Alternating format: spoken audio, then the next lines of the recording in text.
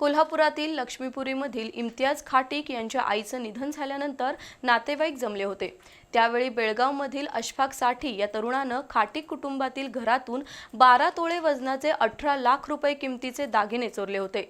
लक्ष्मीपुरी पोलिसांनी कौशल्यानं या गुन्ह्याचा तपास करत अशफाकला अटक केली।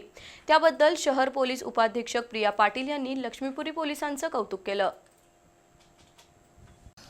कोल्हापुरातील रविवार पेठेतील राज हॉटेलजवळ खाटीक कुटुंबीय राहतात। या कुटुंबातील हमीदा खाटीक यांचा 21 एप्रिल रोजी मृत्यू झाला। 22 एप्रिलला सकाळी अंत्यसंस्काराचे विधी असल्यानं खाटीक यांच्या घरी अनेक नातेवाईक आले होते। सकाळी 8:30 वाजण्याच्या सुमारास अंत्यसंस्काराची गडबड सुरू असताना एका अज्ञात व्यक्तीनं खाटीक यांच्या इमारतीमध्ये प्रवेश केला।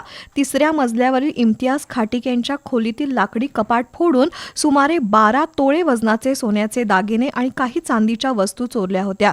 त्यानंतर इम्तियाज खाटीक यांनी लक्ष्मीपुरी पोलीस ठाण्यात तक्रार दिली होती। या गुन्ह्याचा तपास पोलीस उपनिरीक्षक मयुश्वरी खरात आणि विठ्ठल जाधव करत होते, पण चोरट्याचा सुगावा लागत नव्हता। दरम्यान पोलीस निरीक्षक श्रीराम कन्हेरकर आणि उपनिरीक्षक मयुश्वरी खरात यांनी खाटीक यांच्या नातेवाईकांकडे चौकशी केली। त्यावेळी बेळगावातील खडे बाजार इथला अशफाक साठी हा कर्जबाजारी आहे, पण तरीही अचानक त्यानं घर बांधण्यास सुरुवात केली। तसंच त्यानं नवी दुचाकी घेतल्याची माहिती मिळाली। या धाग्यावरून उपनिरीक्षक खरात यांनी बेळगावमधील अशफाक साठी याच्याकडे कसून चौकशी केली।